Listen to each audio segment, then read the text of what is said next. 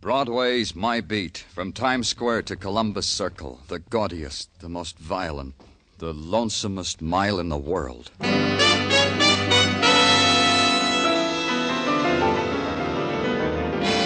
Broadway's My Beat, with Larry Thor as Detective Danny Clover.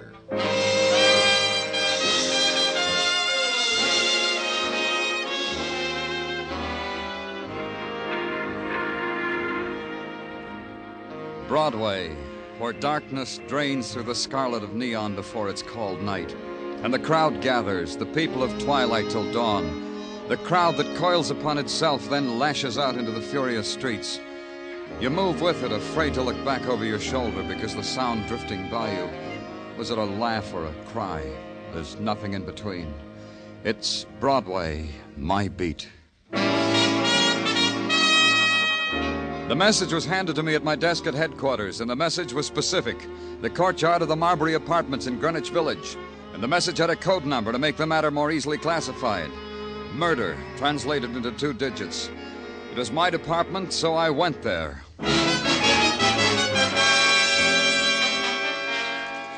The courtyard, surrounded by slabs of building.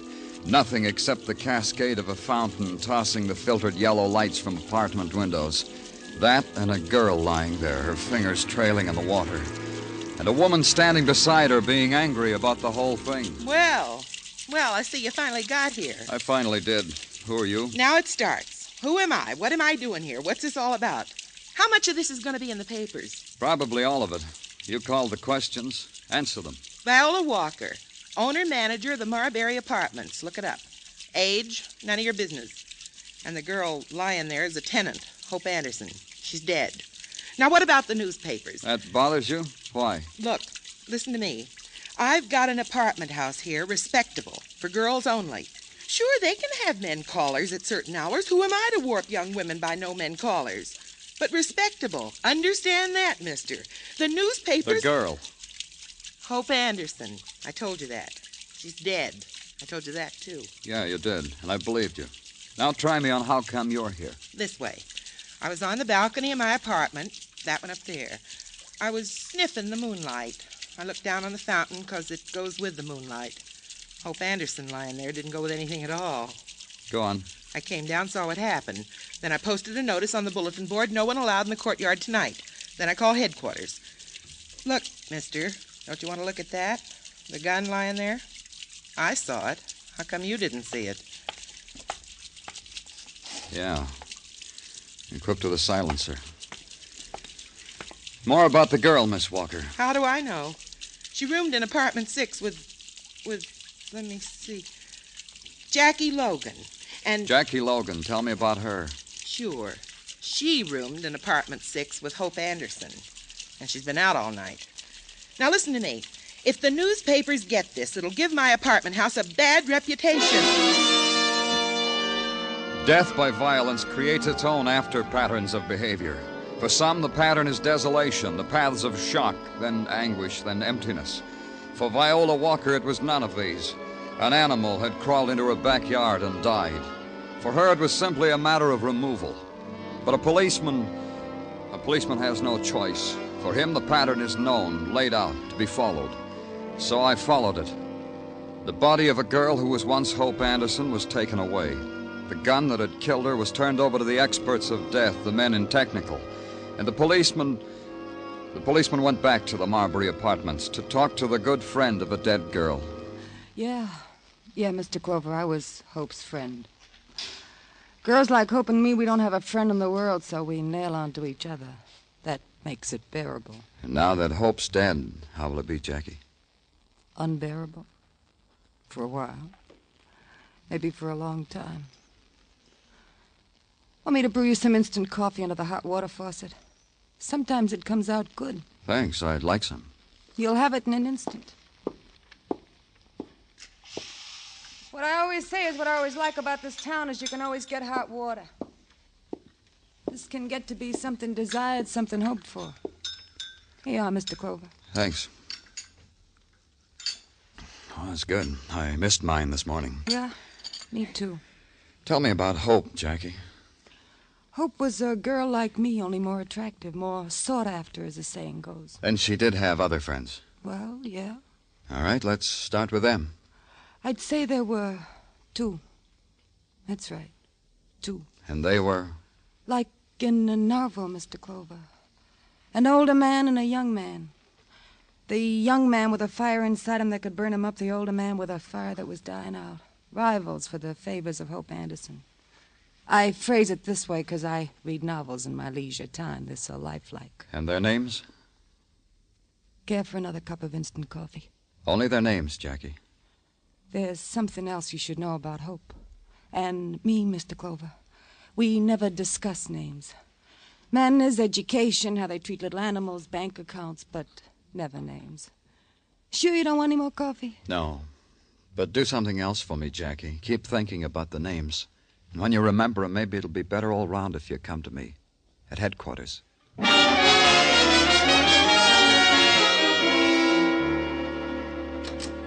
Danny? Danny? Yeah? Hi. Oh, hello, Tartaglia. Hi. Okay. What about it? What did technical turn up with? Facts. You'll tell me, huh? Technical report to wit. The gun found at the scene at the fountain was a Luger of the type much sought after as souvenirs from the last and costliest war.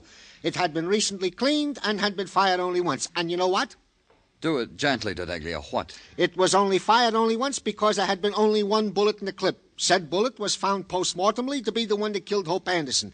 Now comes the good part. I'm clutching onto the desk. There were fingerprints on the gun. Fingerprints that can be and were identified. Last night we sent the prints and code to Washington. This morning they came back with a name and address. And it's who? Alan Harper, late of the U.S. Naval, where he served well and honorable. Address 8950 Madison Avenue. How did I do, Mon Lieutenant? Dandy, Tartaglia. Just Jim Dandy.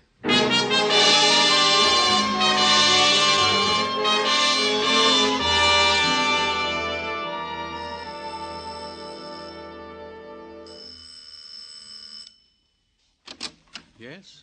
What is it? The doorman told me to ask at this apartment. I'm looking for Alan Harper. Alan is not here. Didn't the doorman tell you that, too? He did, but I need to find out for myself. I'm from... If you're a friend of Alan's, believe me when I tell you that he's not here. If you're not a friend, it would be rudeness to prolong this, wouldn't it? You didn't let me finish. I'm from the police. Oh, Alan's in trouble, then. I didn't say that.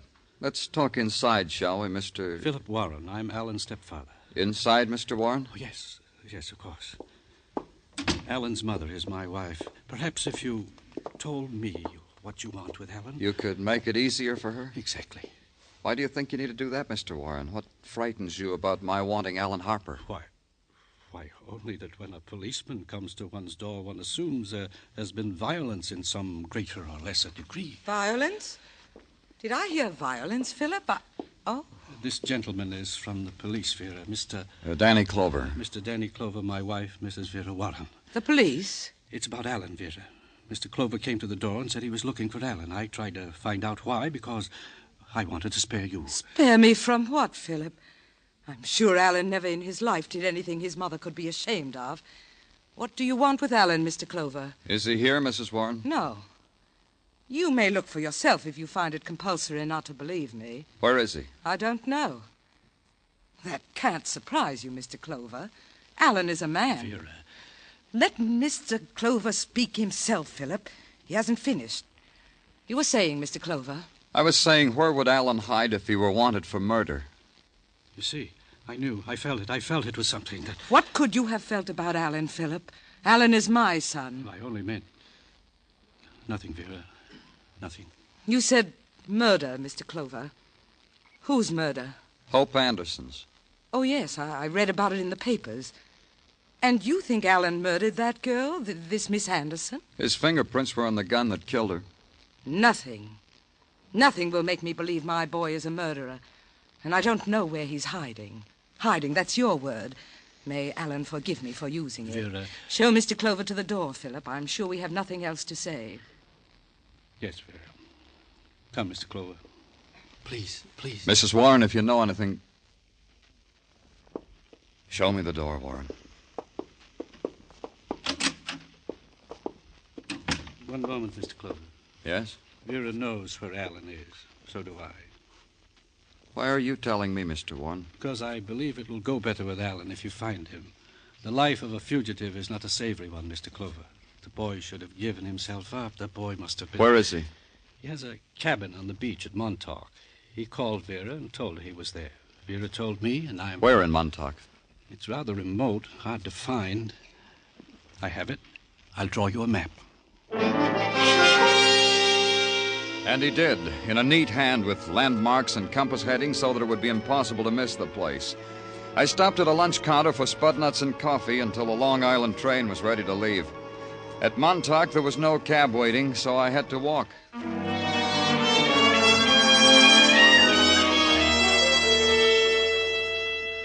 The beach was narrow and pebbled, hugging the slow curve of the ocean. And to the left, the high sand dunes, here and there flecked with the remains of an early season's bonfire. It was warm for early spring, and no movement but the pound and heave of surf and the spray. There was a speck down the beach. In a while, it became a cabin, and a figure standing there before it, a man dressed in flannel shirt and dungarees, no shoes. I walked up to him. Hello. Hello. Beautiful day, huh? Fine day for walking. Yeah, it is. You're Alan Harper? All right. Yeah, my name's Harper. Police? Uh-huh. You shouldn't have run, Harper. Whatever your story is, now it's a bad story. It's bad from the beginning. What happened? You and the girl, Hope Anderson. What reason did you have for killing her? None. That's why I didn't kill her. That's why my story's bad. I'll listen to it. She had just told me she was in love with me. Just then, at that moment, she made up her mind, and she was sure of it. And just then, at that moment, she died. How? Shot. I guess it was. A funny popping noise. Hope fell, then something clattered at my feet. A gun, a Luger. Somebody threw it there. I picked it up and tried to fire at someone who was running away. Nothing. No more bullets. There's someone. Did you see them? Oh! Alan! The picture held for an instant, the boy clawing at his chest and the life spilling from him. And the pain, sharp and precise and focused, that pinched at my shoulder and flared out. And it wavered, dissolved.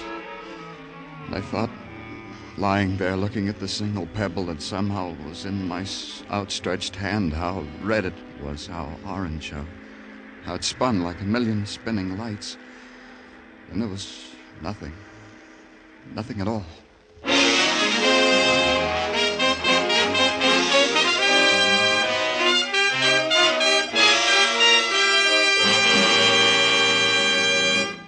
You are listening to Broadway's My Beat, written by Morton Fine and David Friedkin, and starring Larry Thor as Detective Danny Clover. The cream of the fun and songs on Arthur Godfrey's daytime shows are now brought to you in a half-hour special Godfrey Digest every Saturday night on CBS. So if a date with the dentist, the hairdresser, with a traffic ticket in court kept you from hearing one of the daytime shows this week, or if you want a fast half hour of Godfrey humor and songs by Jeanette Davis, Bill Lawrence, and the Mariners, listen in every Saturday night to the Godfrey Digest on most of these same CBS stations.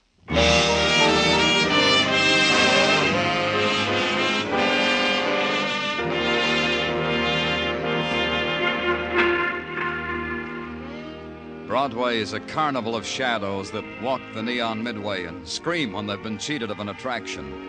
They bought it, they paid for it, it belongs to them, to the ravenous shadows. They told me Broadway felt that way about me. It made Broadway's front pages, they told me, how a kid found me on the beach at Montauk lying under a web of seaweed. How the body of Alan Harper was torn out of the fingers of the hungry tide. They told me how I'd been taken to a small hospital overlooking the sea. And Broadway was wounded because a spectacle like that should have been played in Broadway's own gutter. Then a quiet voice told me I had a visitor, Sergeant Gino Tartaglia.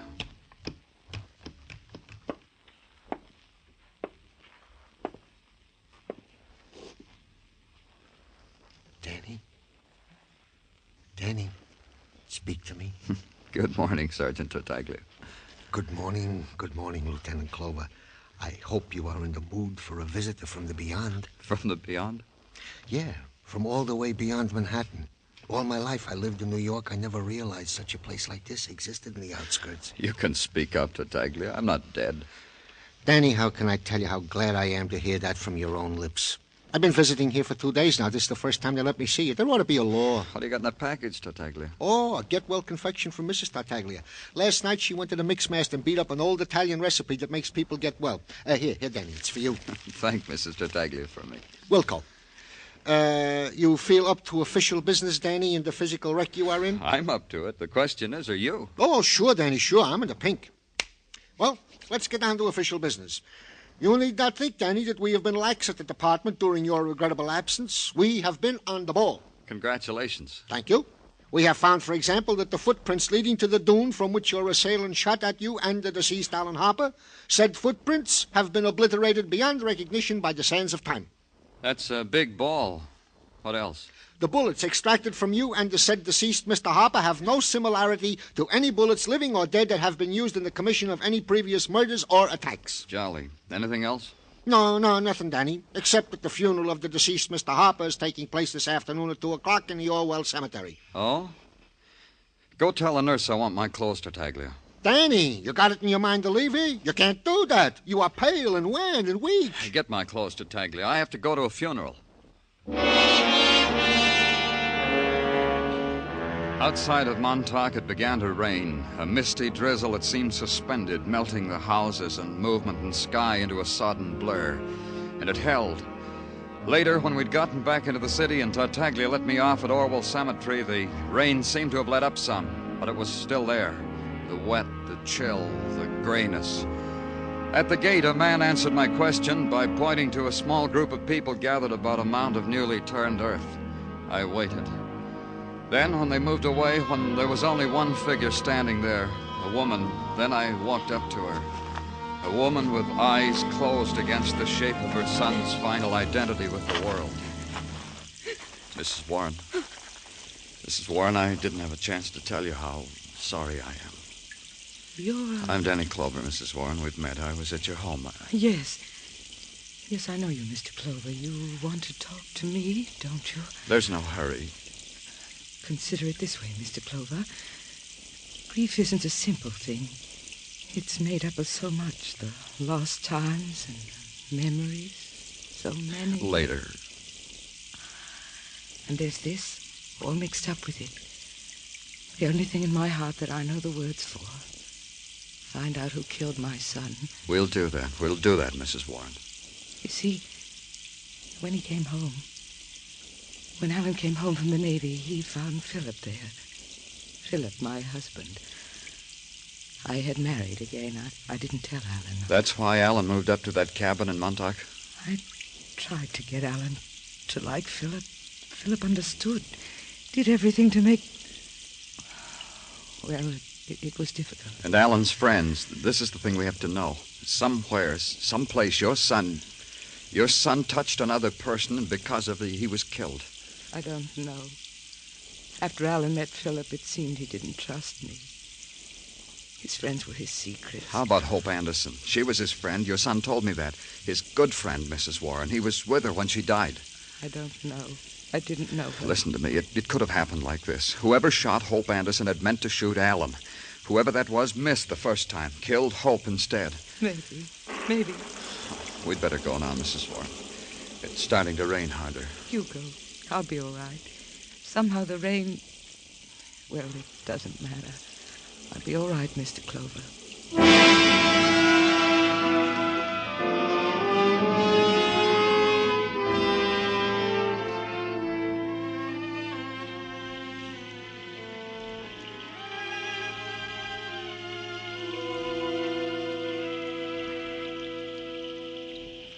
Hold still, Danny. I don't want the knot in your tie should look sloppy.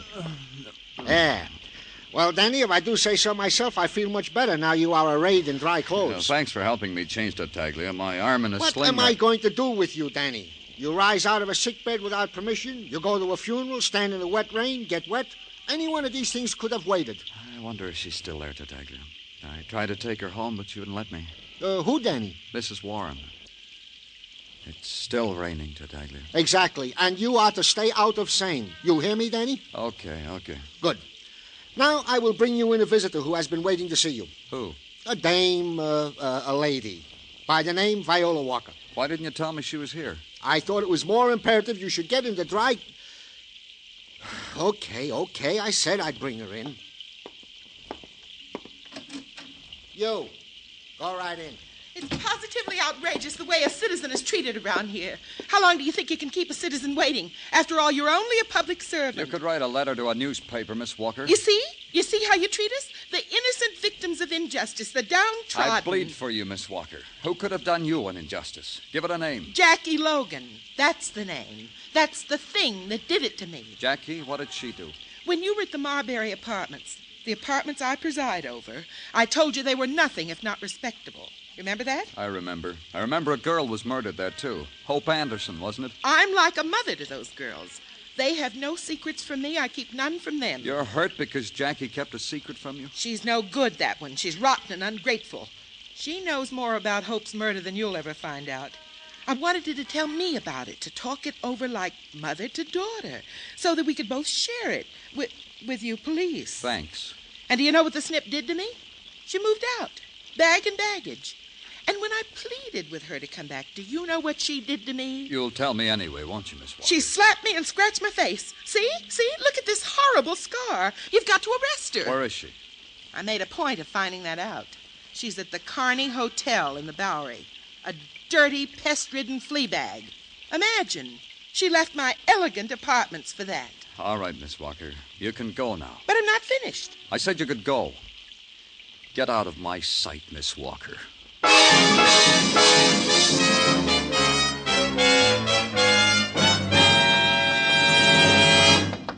Jackie Logan.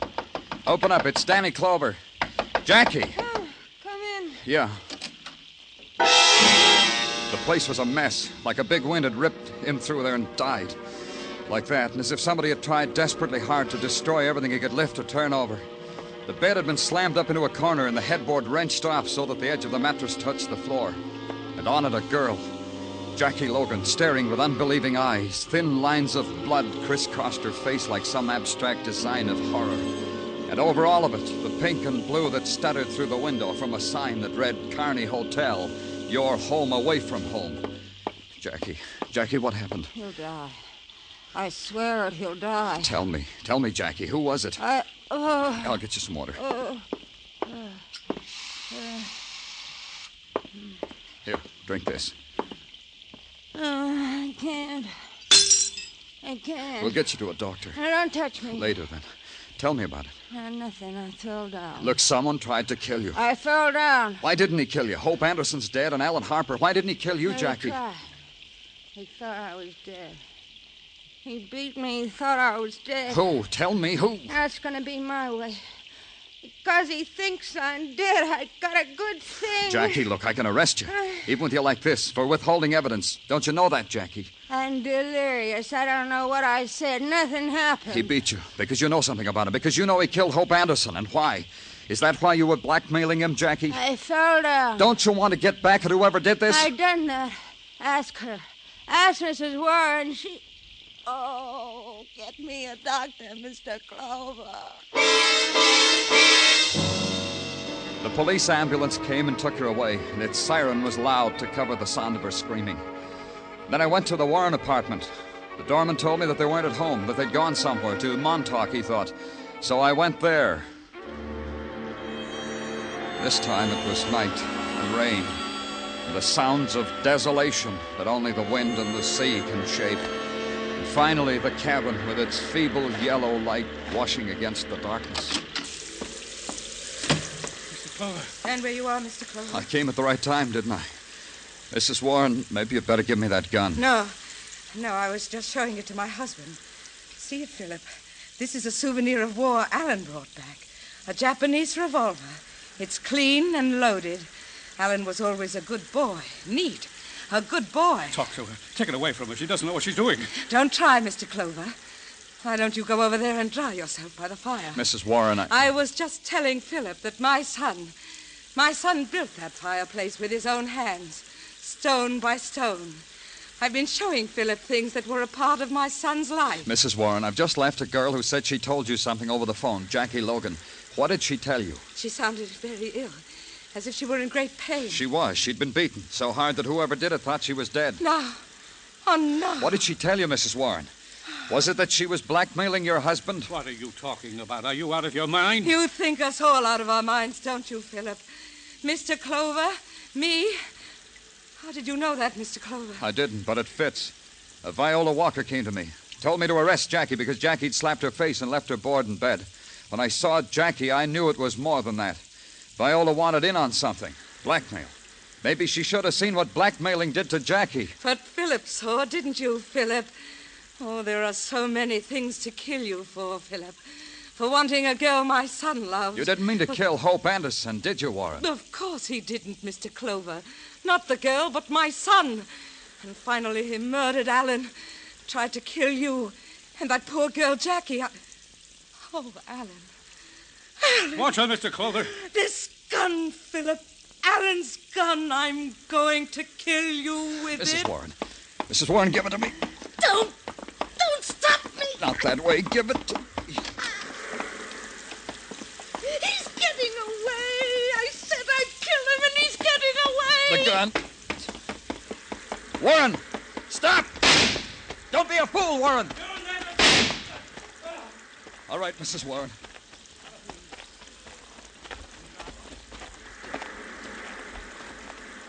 He's not dead. It's only a leg wound. Mr. Clover. Uh-huh. Mr. Clover, you should have let me kill him.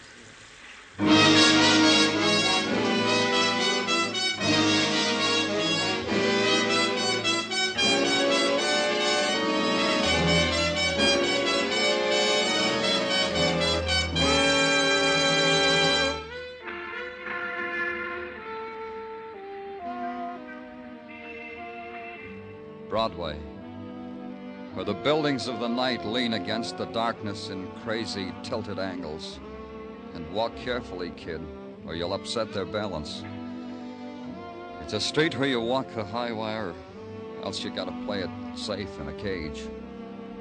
It's Broadway, the gaudiest, the most violent, the lonesomest mile in the world. Broadway, my beat.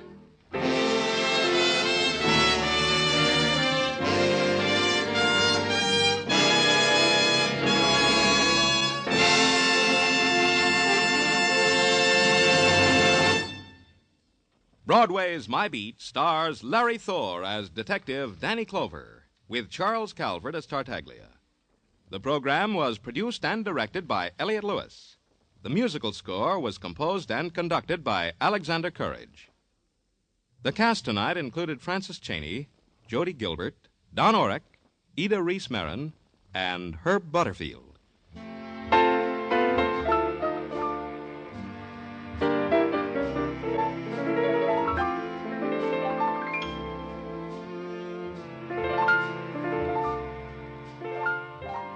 No one has ever devised a satisfactory get-rich-quick plan. But your government has a plan whereby you can save money automatically and get a good return on your savings. It's the payroll savings plan for the purchase of United States savings bonds. By means of this plan, your employer will set aside a small amount of money from your paycheck for the purchase of bonds. If there's no payroll savings plan where you work, or if you are self-employed, you can sign up with the bond-a-month plan at your bank. Under this arrangement, the bank buys a bond a month for you and charges it to your checking account. You'll find United States savings bonds are a profitable investment, and they're as safe as your government. Start buying United States savings bonds today.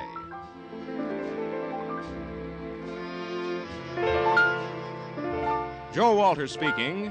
This is CBS, where you dance to the music of Vaughn Monroe Saturday nights. The Columbia Broadcasting System.